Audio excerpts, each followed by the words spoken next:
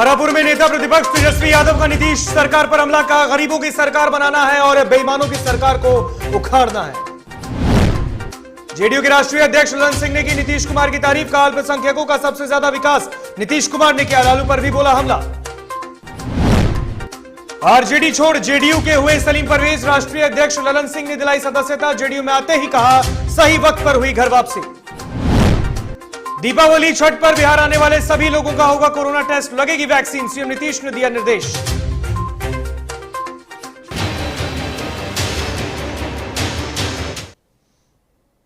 नमस्कार, आप देख रहे हैं डीटीवी भारत और मैं हूं आपके साथ ऋतिक। खबरें विस्तार से।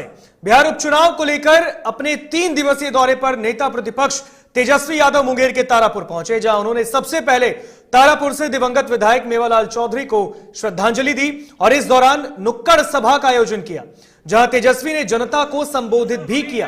उन्होंने कहा कि उपचुनाव में दोनों सीटों पर राजद की उम्मीदवारों की जीत पक्की है। साथ ही नीतीश सरकार पर निशाना साधते हुए कहा कि गोलबंद होकर गरीबों की सरकार बनाना है और बेईमानों की सरकार को उखाड़ फेंकना है।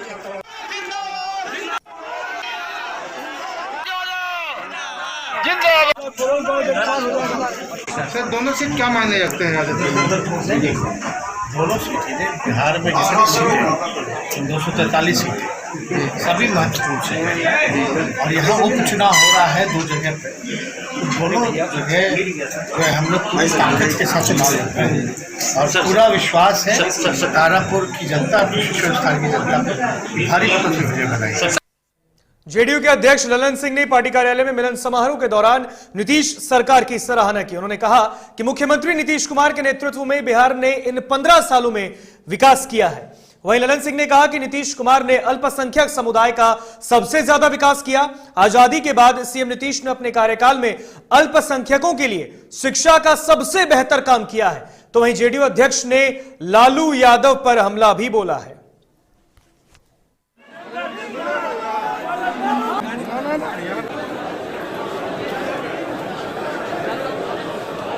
आरजेडी का ये उनका पारिवारिक पार्टी, जहाँ भी पारिवारिक पार्टी होती है वहाँ परिवार के अंदर सत्ता संघर्ष होता है, तो वो पारिवारिक पार्टी है, ये उनका आंतरिक मामला है, उस पर हम लोग को कुछ नहीं प्रतिक्रिया देनी। लड़ाई किससे है? किसी से एक लड़ाई नहीं है, आप देख लीजिएगा, परिणाम आने दीजिए, अपार बहुमत से हम लोग चुनाव जीतेंगे दोनों जगह। अच्छा, संयुक्त कैंपेन चलाइएगा आप लोग? अभी तक तो बीजेपी के नेता क्षेत्र में नहीं उतरे हैं, सब जगह जाएंगे। कभी तक तो दशहरा था, आप कहीं गए थे क्या दशहरा तक? तो दशहरा में के बाद अब लोग जाएंगे, संयुक्त कैंपेन भी चलेगा। तेजस्वी रोजगार को मुद्दा बना रहे, कह रहे हैं कि 20 लाख रोजगार की बात की गई थी। तेजस्वी को कोई रोजगार का, जो 9वां पास है उसको रोजगार के बारे में कोई मालूम है? रोजगार कैसे मिलता? राजद के बड़े नेता में गिने जाने वाले मोहम्मद शहाबुद्दीन के बेहद करीबी सलीम परवेज की राजनीतिक घर वापसी हुई। वो एक बार फिर अपनी पुरानी पार्टी जनता दल यूनाइटेड में शामिल हो गए हैं। मौके पर जदयू के राष्ट्रीय अध्यक्ष राजीव रंजन सिंह उर्फ ललन सिंह, संसदीय बोर्ड के अध्यक्ष उपेंद्र कुशवाहा, जेडीयू के प्रदेश अध्यक्ष उमेश कुशवाहा, बिहार के शिक्षा मंत्री विजय चौधरी और पार्टी के मुख्य प्रवक्ता नीरज कुमार भी मौजूद रहे। राष्ट्रीय अध्यक्ष ललन सिंह ने जेडीयू कार्यालय में सलीम परवेज को सदस्यता दी।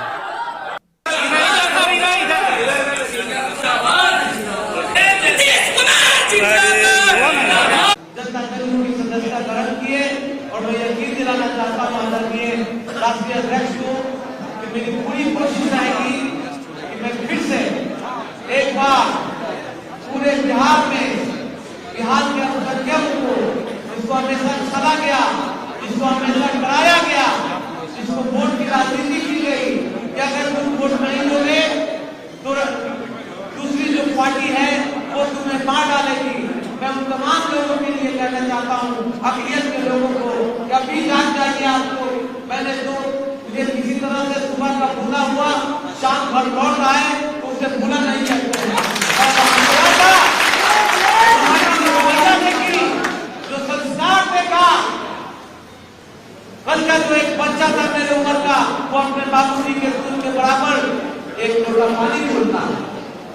अब इसी से बताइए कि उस पार्टी के एक संस्थापक इंसान जिसकी मौत हो गई, 3 किलोमीटर के दूरी पे वो लोग खड़े थे, उसके जनाजे में कोई शामिल नहीं हुआ।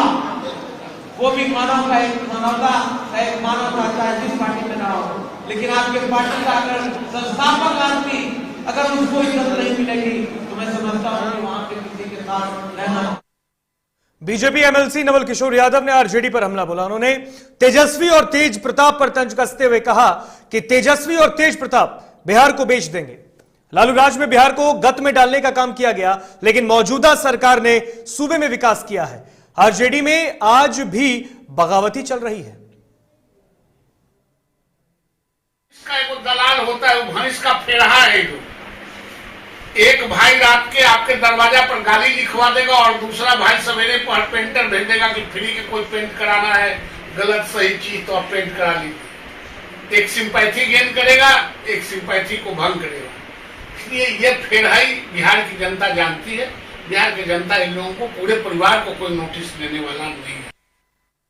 बिहार उपचुनाव में कांग्रेस और आरजेडी एक दूसरे के आमने सामने है। इसको लेकर अब सत्ता पक्ष भी बयानबाजी कर रहा है और इसी कड़ी में पटना में बीजेपी प्रवक्ता संजय टाइगर ने हमला बोला है। उन्होंने कहा कि महागठबंधन में जिस तरह अंतरकलह बनी है, इससे आप सोच सकते हैं कि महागठबंधन की मौजूदा हालत क्या है। तेजस्वी जी तो नेता प्रतिपक्ष की भूमिका का ठीक से निर्वहन नहीं कर पा रहे हैं, जिम्मेवार विपक्ष की भूमिका नहीं निभा रहे, केवल विरोध करने का उन्होंने बेड़ा उठा रखा है। कुछ दिनों के लिए उनके हाथ भी सत्ता आई थी और बड़े भाई साहब जो स्वास्थ्य मंत्री थे तो बांसुरी बजा रहे थे। आज बिहार सरकार का पूरा स्वास्थ्य महकमा, स्वास्थ्य मंत्री, मुख्यमंत्री मुस्तैदी से हम जो स्वास्थ्य व्यवस्था उसको चुस्त दुरुस्त करने पर लगे हैं, उसका परिणाम भी दिखाई दिया है। इस वैश्विक महामारी में अगर निपटने में अगर सबसे अव्वल बिहार रहा तो क्यों स्वास्थ्य व्यवस्था बेहतर होने के कारण ही रहा। आज हमने जो 6 करोड़ टीका 6 माह में निर्धारित किया था वो हमने समय से पूरा कर लिया है, तो पूरा चाक चौबंद किया जा रहा है। आज़ादी के बाद उतने कालखंड में जितने मेडिकल कॉलेज नहीं खुले, उससे ज़्यादा मेडिकल कॉलेज हमारे कार्यकाल में खुला है। तो किस मुंह से तेजस्वी कह रहे हैं? उनके पास न डाटा है, न आंकड़ा है, न जानकारी है, केवल विरोध के लिए विरोध कर। दानापुर के विधायक रीतलाल यादव तारापुर पहुंच गए हैं, जहां उपचुनाव को लेकर प्रचार प्रसार रीतलाल कर रहे हैं और आरजेडी का प्रचार अभियान घर घर जाकर और लोगों से मिलकर आरजेडी विधायक कर रहे हैं। जनता से आरजेडी के समर्थन में वो वोट भी मांग रहे हैं। तो मौके पर भारी संख्या में आप देख सकते हैं स्क्रीन पर समर्थक भी मौजूद हैं।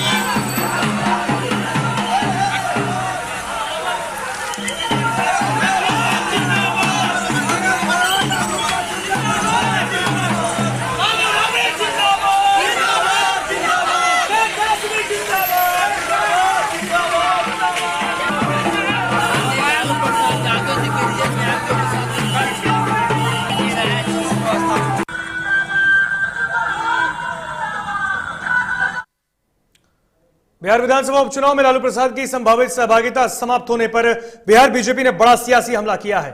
बीजेपी के प्रदेश प्रवक्ता डॉक्टर रामसागर सिंह ने बयान दिया। उन्होंने कहा कि उपचुनाव में अपनी सहभागिता खत्म कर लालू यादव ने अपनी जान और सियासी इज्जत दोनों महफूज कर ली है। वैसे भी लालू यादव के चुनावी प्रचार के बावजूद आरजेडी की पराजय सुनिश्चित है।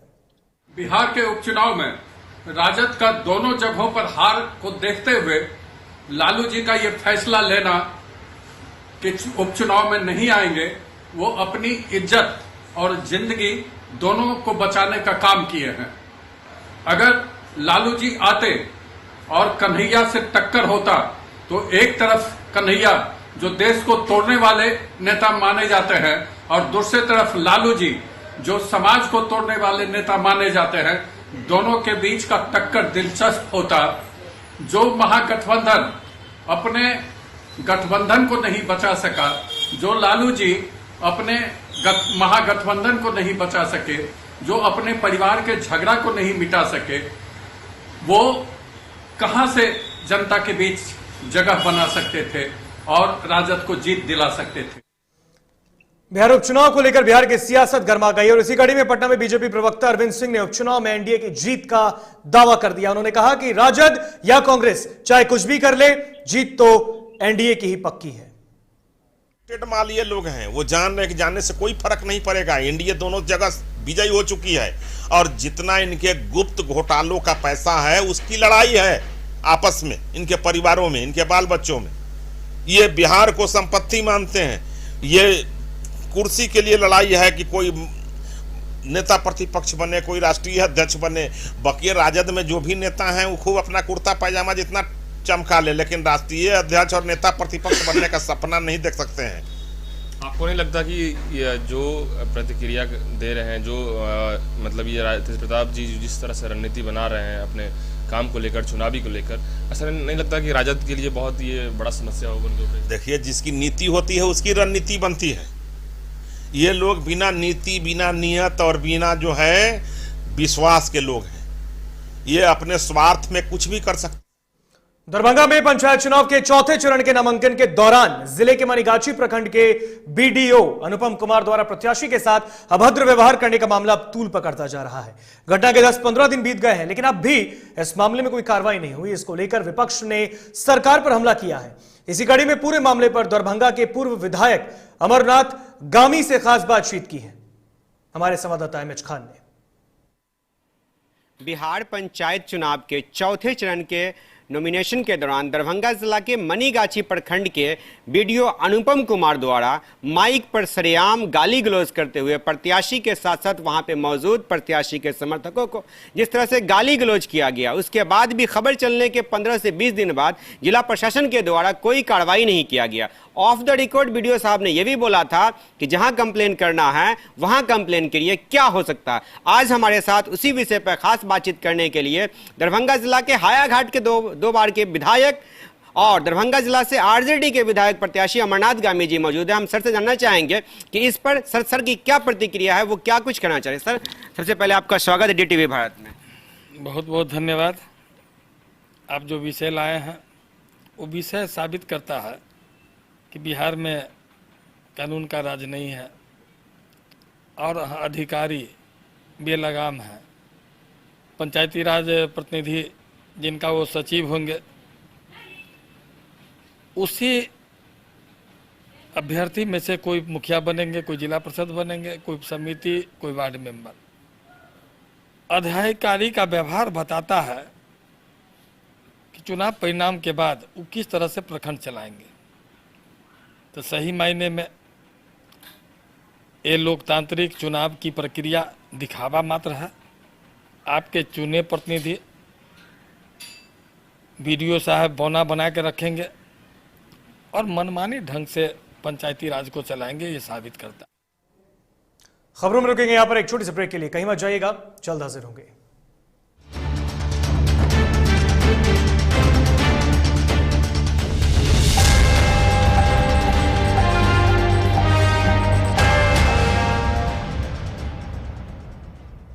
एलीट इंस्टीट्यूट, अगर आपके अंदर चाह है तो एलीट आपकी राह है। आईआईटी हो या मेडिकल, आप चाहते हैं अपने आप को उत्कृष्ट दिखाना, आप चाहते हैं खुद को आईआईटीएन के रूप में दिखना या मेडिकल के क्षेत्र में आगे बढ़ना, तो एलीट आपके लिए बहुत बड़ी ताकत के साथ आपके सामने है। आइए, खुलिए, बढ़िए, पहुंचिए। Elite institute.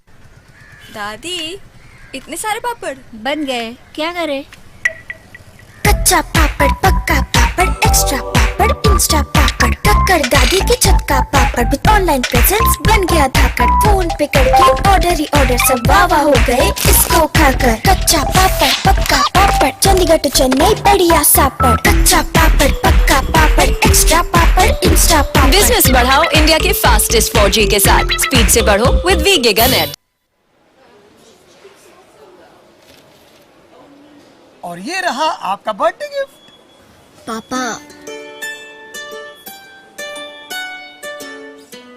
बेटा ये कैसा है?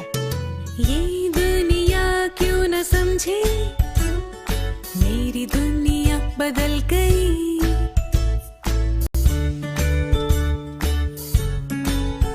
और ये देखो, पीहू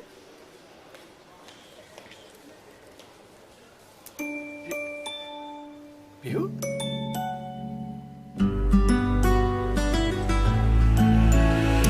गुड़ियों से खेलने वाली तेरी गुड़िया बड़ी हुई। बच्चे कब बड़े हो जाते हैं पता ही नहीं चलता। थोड़ा बड़प्पन दिखाइए। रहो सेफ सैनिटरी पैड से खुद को स्वस्थ और सुरक्षित रखने में इनका साथ निभाइए। सर छुट्टी चाहिए थी। क्यों?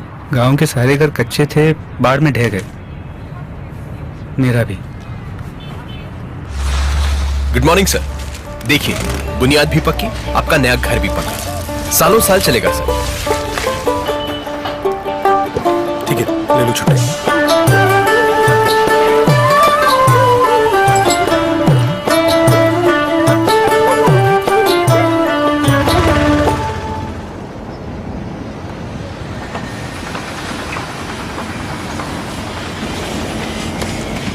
लो हो गया घर पक्का, छुट्टी कैंसिल।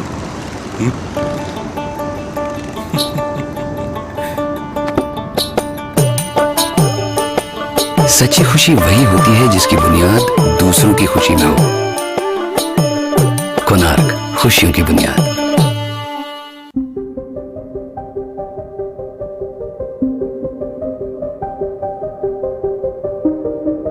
DTV भारत, देश के नाम।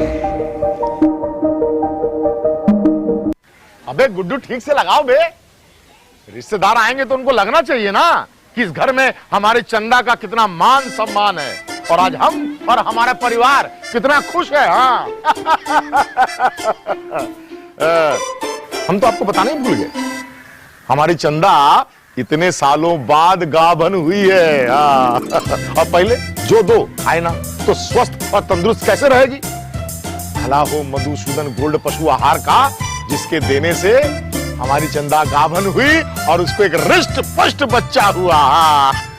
अगर आप भी अपने पशुओं से करते हैं प्यार तो उन्हें दीजिए सिर्फ और सिर्फ मधुसूदन गोल्ड पशु आहार, भाग खुल जाएंगे।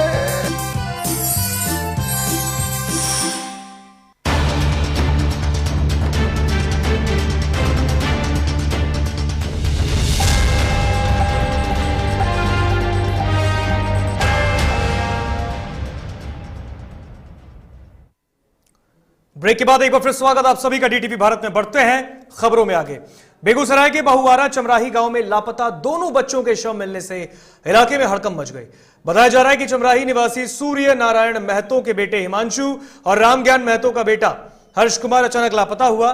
परिजनों के मुताबिक थाने में लिखित रूप से गुमशुदगी की रिपोर्ट भी दर्ज कराई गई, लेकिन बच्चा बरामद नहीं हो सका। आज जब दोनों का शव मिला तो लोग आक्रोशित हो गए। फिलहाल पुलिस मौके पर पहुंचकर मामले की जांच कर रही है।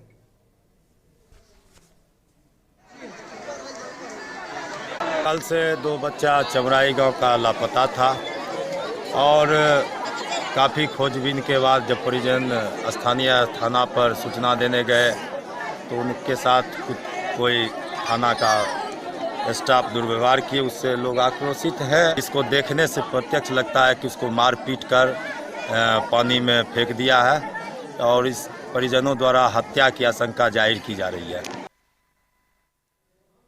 5 साल तक भले ही मुखिया और वार्ड सदस्य ने पंचायत में कोई भी विकास कार्य न किया हो, लेकिन चुनाव नजदीक आते ही इन्हें अपने पंचायत के विकास की याद आती है और अपने अपने पंचायतों में सड़क नाली का भी निर्माण कराते हैं। नल जल योजना को जल्द से जल्द मूर्त रूप देने के लिए वो इसलिए भी लगे कि इस बार भी जनता की आंखों में धूल झोंक सके। ताजा मामला मोतिहारी के महसी के हरपुर पंचायत की है, जहां के मुखिया और वार्ड सदस्य चुनाव के अंतिम घड़ी में गांव में आनंद फानंद में सड़क और नाले का निर्माण करवा रहे हैं। आचार संहिता में बड़ा बड़ा लोग के जो है चुनाव आयोग महोदय ठीक कर दिए। केजी राव का बेटी से देख रहे हैं, बेसी तो में नाबालिग थे और आचार संहिता का धजिया उड़ाया जा रहा है। कहाँ? हमारे पंचायत में, हरपुरनाग पंचायत में। यहाँ जो है हमारे पंचायत में जो है एक कब्रिस्तान, एक बड़ा कब्रिस्तान है, लेकिन वो है वाकिब वो जमीन जो है तरनिया पंचायत में, माने वो जो है 12 गुबिन पंचायत में है, उसमें भी काम हुआ है। यहाँ के प्रशासन जो है अंधा है, चौपट है। राम सरायबन हमारे वार्ड नंबर 6 में के रहने वाला निवासी हूँ और यह सोलिंग हो रहा है। इससे पहले तो रास्ता बहुत गलीज था, लेकिन 1 नंबर ईटा से न हो के 2 नंबर या 3 नंबर ईटा से हो रहा है। के द्वारा हो रहा है, 7 निश्चय से हो रहा है। 2020 से का इसका योजना है। पूर्व से इसका निकासी हुआ था, वर्षा की वजह से काम रुका हुआ था, पूर्ण किया जाए। अब रुक करते हैं झारखंड की तरफ। आज झारखंड में माओवादियों के द्वारा बंदी का असर जमशेदपुर में नहीं देखा गया। आपको बता दें कि आज उत्तर प्रदेश के लखीमपुर खीरी में हुई घटना को लेकर माओवादियों के बिहार रीजनल कमेटी ने आज झारखंड, बिहार, उत्तर प्रदेश और उत्तरी छत्तीसगढ़ में बंद बुलाया है। बंदी का असर जमशेदपुर में थोड़ा कम देखा गया। सामान्य दिनों की तरह बस स्टैंड से बसों का परिचालन होता रहा। स्टैंड के संचालक और बसों के ड्राइवर ने कहा कि बंदी का असर झारखंड में नहीं है।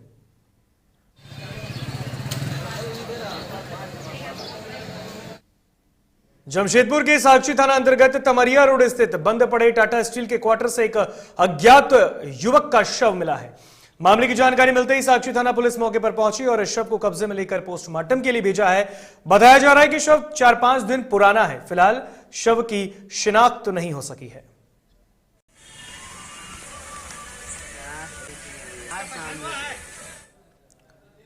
अब रुक करते हैं उत्तर प्रदेश का, जहां आगरा के फतेहपुर सीकरी में कोरोना वैक्सीनेशन के 100 करोड़ लक्ष्य पूरे होने की खुशी में जिलाधिकारी और एसएसपी ने 100 किलोमीटर साइकिल चलाकर स्वस्थ रहने का संदेश दिया है। बता दें कि साइकिल यात्रा की शुरुआत फतेहपुर सीकरी के जिला मुख्यालय से की गई, जिसके बाद 100 किलोमीटर तक का सफर तय किया गया।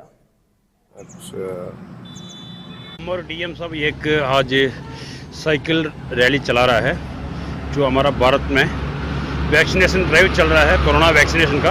अभी भारत का वैक्सीनेशन पहुंच रहा है 100 करोड़ का। इसका सेलिब्रेट करने में आज हम और आगरा साइकिलिस्ट ग्रुप सब मिलके 100 किलोमीटर साइकिलिंग चलना के आज प्रोग्राम बनाया। आज कलेक्ट्रेट से हम लोग चला स्टार्ट किया, अभी लौट के 50 किलोमीटर कंप्लीट किया, वापस लौट रहा हूँ कलेक्ट्रेट। आगरा के जगदीशपुर थाना के माल खाने में बड़ी चोरी की घटना सामने आई है। बताया जा रहा है कि चोरों ने मौके से 25 लाख रुपए और 2 पिस्टल की चोरी की, फरार हो गए। तो इस घटना की सूचना मिलते ही पुलिस में हड़कंप है, जहां मौके पर पहुंचकर एसएसपी मामले की जांच कर रहे हैं। आज सुबह हेड मॉडरेटर जब अपने खाना पर आया और उसने अपना चाबी खोला, तो उसके बाद चाय पीने के लिए गया और चाय पी के जब लौट के आया तो उसे कुछ अंदेशा हुआ कि यहाँ कुछ गड़बड़ हुआ है। तो उसने माल खाने को चेक किया तो उसमें से उसे 25 लाख रुपए वहाँ नहीं है, जो मुकदमे के में यहाँ पे जब्त थे। उसी की भी चोरी की सूचना है। बाकी और क्या क्या हुआ है इन सब बातों से लोग तफ्तीश कर रहे हैं। पूरी पुलिस टीम यहाँ मौजूद है, फोरेंसिक टीम मौजूद है। जो भी आगे मिलेगा आप लोग को अवगत कराएगा। आगरा के डौकी थाना क्षेत्र में दबंगों ने युवती को दौड़ा दौड़ा कर पीटा है। बताया जा रहा है कि पानी के विवाद को लेकर दबंगों ने युवती के साथ मारपीट की। पीड़िता ने बताया कि उसकी मां और बहन खेत में काम करने गई। इसी का फायदा उठाकर उसे अकेला पाकर दबंगों ने उसकी पिटाई कर दी। पानी भरने गई थी तो तब मुझे मारा भवानी और उसके लड़के ने राम तोड़ना और पिंकी ने। फिर मैं घर आ गई तो उन्होंने फिर मेरे पीछे आ गए मोवेश और नीटेश और जो और कोई भोले, ये तीनों लोग। फिर मैंने चिल्लाया और राम को तो चिल्लाया तो फिर मुझे मारने की धमकी देकर चले गए। फिलहाल खबरों में बस इतना ही। यहां मुझे दीजिए इजाजत। देखते रहिए DTV भारत। नमस्कार।